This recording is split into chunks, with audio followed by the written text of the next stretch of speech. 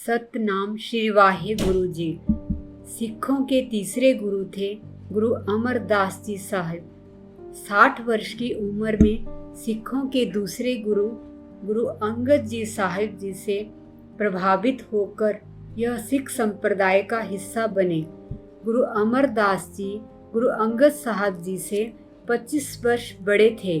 गुरु अमरदास जी का जन्म माता भक्त कौर और पिता तेज भान भल्ला जी के घर 5 मई 1479 को बसरके गांव में हुआ था, जिसे अब पंजाब में अमृतसर जिला कहा जाता है।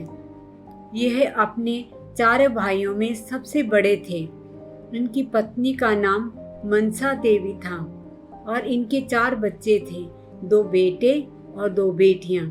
वे एक सफल कृषक और व्यापारी थे। गुरु अमरदास जी ने अपने जीवन में अधिकांश वर्ष हिंदू धर्म की वैष्णव परंपरा का पालन किया था। ऐसा माना जाता है कि वे हरिद्वार की तीर्थ यात्रा पर करीब 20 बार गए। इन्हीं यात्राओं के दौरान उन्हें एक अज्ञात साधु मिला, जिसने उन्हें गुरु बनाने को कहा।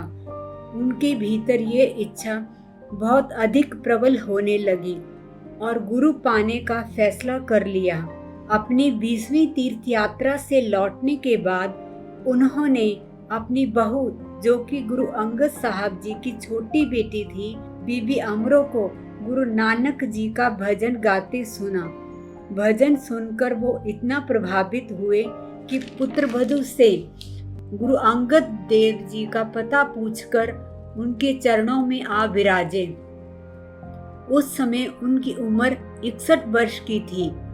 रिश्ते में समधि लगने वाले गुरु अंगद देव जी को गुरु बना लिया। गुरु अमरदास जी सिख परंपरा में गुरु अंगद जी के प्रति उनकी अथक सेवा के लिए प्रसिद्ध हैं।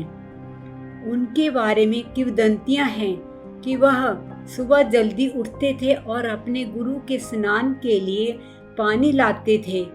गुरु के साथ स्वयं सेवकों के लिए सफाई और खाना बनाते थे।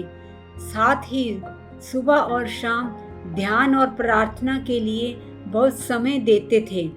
उनकी निस्वार्थ भक्ति के कारण अंगद देव जी ने 29 मार्च 1552 को अमरदास जी को अपना आध्यात्मिक उत्तराधिकारी नियुक्त किया।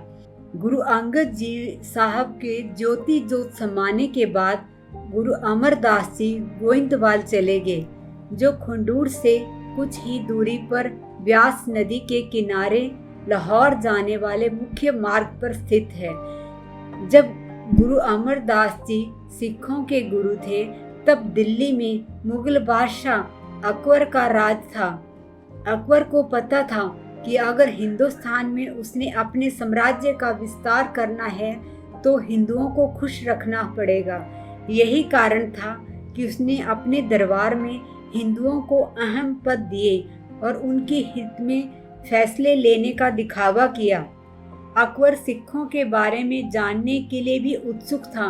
1571 में बादशाह अकबर की गोइंदवाल में गुरु अमरदास जी से मुलाकात हुई।